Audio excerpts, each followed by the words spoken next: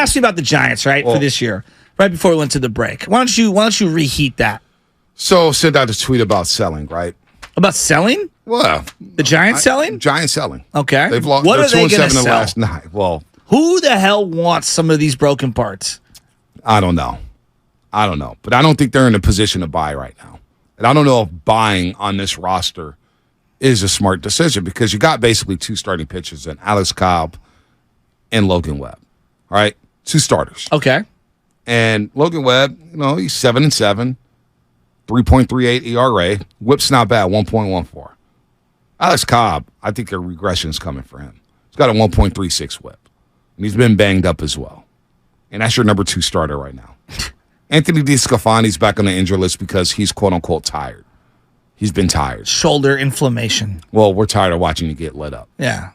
So, you know what? He's on the IL. I have remote finger inflammation from changing the channel every time you're up. I mean, come on. Sean Manaea, 5.49 ERA. You want him back in the rotation? What about Ross Stripling? Oh, remember boy. when they signed Ross Stripling and certain people threw like a parade, like a ticker taper parade? It was like, what? And what did I say? I said, why are the Toronto Blue Jays, who are desperate for starting pitching, give it up on Ross Stripling? They need pitching, and they let Ross Stripling walk. Well, he's got a 6.51 ERA. Yeah, he's done. 37 innings pitched this year. He's given up 45 hits in those 37 innings.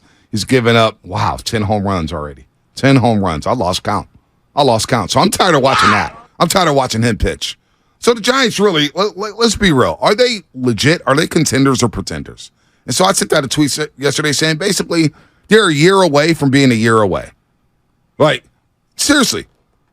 We talked about it all season, all season. Everybody told me that was around the Giants. Clue Nork Willard, it's about 2024. It's about getting ready for 2024. Well, what's the best way of getting ready for 2024? Bringing up these dudes and seeing what they can do. Mm-hmm. And so for the next 3 months, I'm watching Casey Schmidt. I'm watching Luis Montes. I'm looking at Patrick Bailey. Casey Schmidt has 8 hits in his last 71 at-bats. The dude's batting under 130 the last month of the season. 130, and I'm not trying to crush Casey Schmidt. No. I want the guy to do well. I know you were excited about Casey Schmidt. You got me excited about Casey Schmidt. But if he doesn't bat over 200 for the next 3 months, or if Luis Matos doesn't hit for power or doesn't show some of those 5-tool skills that he possesses over the next 3 months, Giants fans are going to walk into the offseason saying, boy, do we have the next Gary Brown? Do we have the next Steven Ducker? Do we have the next failed prospect that we tried to bring up through the Giants? Christian Arroyo. There you go. I'm not saying that they are those guys. Yeah. But for the next 3 months, it is imperative for these youngsters to show some flashes and give us some hope into 2024 to cling on to these prospects saying, you know what, we can build around these guys. We got something here. Now you get Harrison. Now you get Luciano. But right now, it looks dire, Shasky. I'm dead serious. This does not look like a good baseball team. And these rookies right now outside of Patrick Bailey are not performing well. Well, and if you look, Patrick Bailey looks awesome. All right, I want to preface this. He looks awesome. But if you wanted to play the critic, then you would say, man, his major league batting average, slugging, OPS is all infinitely higher than his career minor league numbers. Mm-hmm. So that would worry me. Like, hey, he could regress, right? Like that would worry me. But he feels sustainable. And I think the defense is sustainable. I think that absolutely is sustainable. Here's what I would say about Casey Schmidt. And this is, I go back to the beginning of this whole start. He's red hot. And what is everyone obsessed about? Chase rate. I'm looking at a guy right now, and you said he looked lost over the weekend, and I'm with you on it. You know why? Because I feel like they've taken away some of his aggression. And now the guy's thinking about, is that outside the zone? Right. Am I reaching too far? Does it look like a guy at the plate? No, defensively, I'll get to him in a second. But at the plate, does it look like a guy who feels comfortable? No, he doesn't at all. I think he's in his own dome about what the strike zone is, about how aggressive he should be, and I think that is what I worried about, overanalyzing a young player, and now you're seeing it when you're at the plate and you're thinking about all of the mechanics and all of the swing thoughts. Like, you're just, it's too much. The best players, like, yes, they're analytical and they're thinking about it, but they're going up there and they're reacting and they're just playing and they're not thinking much, right? And I'm looking at Casey Schmidt and I'm seeing a guy, I could see him over processing at the plate, and he's worried about not chasing and staying within the zone. And instead, I'm missing barrel rate, which is what he did when he first came up. Even on the outs, he was barreling things up. And now I'm not getting the barrels. No. And I'm saying to myself, I think we got to take a deep breath with him. All right. Now with Estrada out, he's going to get a little runway and just say, hey, look, here's the deal, kid. You're going to play 5 out of every 6 days. Right. You're going to play second. I'm going to sprinkle you in at third. Take a deep breath, just go flash leather, and just try to barrel things up and get back to where you were a couple of weeks ago. Now, he made 2 really nice plays defensively yesterday. One up the middle to get a forced play in the first inning. Could have been a disastrous first inning yesterday, even though they lost 6-0. And I'm saying that glove is elite. That glove is major league. That bat is not. And I'm worried about what they've tried to work with him. And you're seeing it in real time, a guy tinkering, and I don't love it. And last 30 days, 7 hits, 54 at bats, to your point, 18 strikeouts, thinking too much at the plate. Maybe that's the case. What about lineup change? What about the lineup? The lineup order, I should say. You know, I'm looking at the Braves. I'm looking at the Marlins. I'm looking at the Rangers. I'm looking at the Astros. I'm looking at the Orioles. I'm looking at some of these teams, even the Diamondbacks, the Dodgers. Yeah. They go out there every single day, and here's your lineup.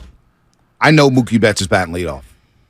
I know Will Smith is batting third. I know Freddie Freeman's batting second. You know, with the Braves, you know Olsen's going to be slotted anywhere from 2 to 4. You know Acuna Jr. is going to be at the top of the lineup. Ozzie Albies is going to be somewhere, maybe 6th, maybe 2nd. The Giants, every single day, I'm just thinking, okay, Matos is 9th, 7th, 2nd, 6th, he's 8th. Schmidt, same thing, batting 9th, batting 7th. How about you just get a lineup out there and just say, let's be consistent with the lineup order. Seriously. Well, I think how much do you think that affects a player? Because every day you walk in, you're saying, boy, I don't even know where I'm batting at today. Am I batting behind Bailey? Am I batting ahead of Bailey? Yeah. I think that messes with the players. And I know nothing off of nothing when it comes to baseball orders or lineup orders. I find it just strange that every single day, and it's been happening under Farhan Zaidi and Gabe Kapler all the time. How about we just get a lineup out there and let's see what it does? Well, let's just peel this back a little. Everyone says, analytics, if you bat first or you bat 7th, your approach should be exactly the same. Completely disagree. If you're a leadoff guy, all right, do I want you swinging early in the game, or do I want you working the count, letting the rest of the lineup see the pitcher, trying to get that guy to that magic number of 100 pitches? Right. Let me ask you, is your approach different when you bat 7th than when you bat leadoff? Absolutely. It's different because leadoff, you're trying to get on base. You're a table setter. You're going to take pitches. You're going to work that at bat. You're a tone setter. Exactly. Now, when you bat 5, 6, 7, usually it's like, hey, I want to drive in runs. Right. Guys are going to try to get on base in front of me, and I'm going to expand the zone, put the ball in play, and either work a runner over, drive a guy in with a sac fly. Absolutely, the approach is different. So you're asking me, does it matter where you put? Hell yeah, it's different. And that's the part to me that I think the analytics people, the robots, they don't get it. There's a human element. But look at the good teams. Look at the good teams, though. Even the Philadelphia Phillies, who are red hot right now, we knew they were coming. 10 in a row on the road. We knew they were coming. They go out there with the same lineup every single day. Yes. Well, they also have better, more established everyday players. No doubt. But keep going. No doubt. Padres. I wouldn't piss on her grave quite yet. Oh, you know what I'm worried about with the Padres, and this is just a brief aside. Watch them be the team that trades for Ohtani. Right. Oh, they'll try to buy. They'll try to buy. Apparently, they don't love Fernando Tatis Jr. in that he's very polarizing. Some love him, some hate him. If you had a trade chip and you can go, hey, you get the early jump on Ohtani, and you gave up Fernando Tatis Jr. to the Angels, I'm just thinking out loud. I think they're a team that's a dark horse for Ohtani. So, but to that point, they come out with the same lineup every single day, and they're starting to turn it around. I just don't get all the flip flopping. One day Conforto's batting third, one day he's batting 6th, one day he's batting 5th. How about we just get start there? Start there so guys know when they get to the yard. Okay, these are my guys. I'm batting this guy 3rd. I'm batting this guy 4th. I'm batting this guy 2nd. I think that messes with it, especially a young player like Matos. One day you're batting 2nd, then you're batting 9th. Undeniable. I just don't get it. But here's the other part, and I will give them this leeway. When you have a ton of injuries, it forces a lot of lineup changes. And this is a team that already wants to play the numbers game in the game. Like, once the game's set, you get your lineup, you're still going to do your pinch hitting, right? Like, hey, Slater's going to hit lefties, right? We all know that. Yep. That's what's going to happen. But like Mike Yastrzemski has played right field and center field, back and forth, back and forth. He's been hurt in and out of the lineup. Conforto, right field, left field. And he's been hurt. and he was DHing yesterday. Jock Peterson yesterday was out in the field. Did you see the play defensively from Jock Peterson in the first inning? And people can say, Joe, that's a tough play. Right. Yeah, when it's Jock Peterson out there. Right. He's not a great outfielder. Like, what are we doing? We know he's not a great outfielder. So then I look at Farhan Zaidi, which is why I've been skeptical on him. And I give credit to Kapler. I give a lot more credit to Kapler, even though it feels like Farhan is running the team anyway. When you throw out $20 million to Jock, and you throw out 25 to Stripling, you throw out 25 to Manaea, and you throw out, how much was it for Mitch Haniger? Was it a 3-year? I think it was 60? Was it 60? Well, Mitch Haniger's contract.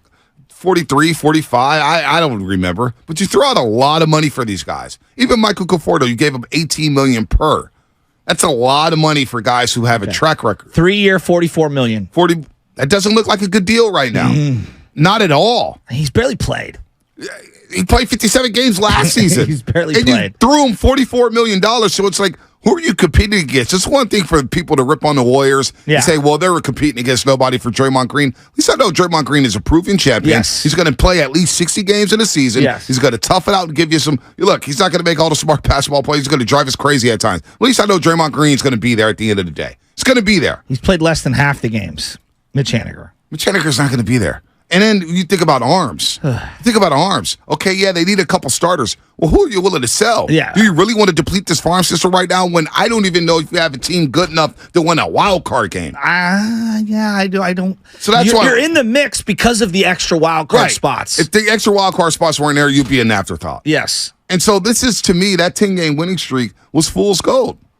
To me, it might be fool's gold. Fool's gold. They were firing on all cylinders, but I would say it was unsustainable given that they didn't have extra starting pitching coming back. That, to me, is the number one thing. Like, injuries are good. That's the other thing. Well, they're really injured. Injuries happen. That's part of playing sports, okay? Injuries happen. The second part, though, is I didn't believe in your starting rotation heading into the season. No doubt. And so now I deemed it a weakness. Right.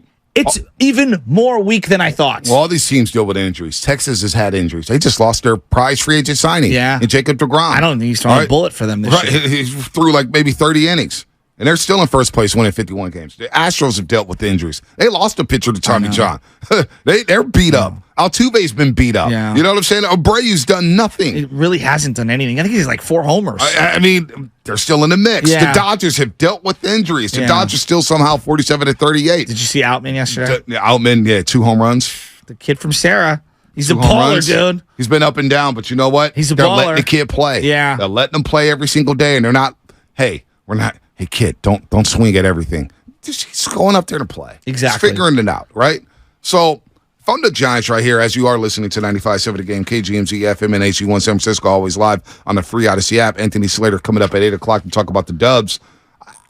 I think the Giants are in a position to where we got to be realistic here. They're 46-40, all right? They're 3-7 in their last 10, 2-7 in the last 9, however you want to spin it. They've lost 3 straight series.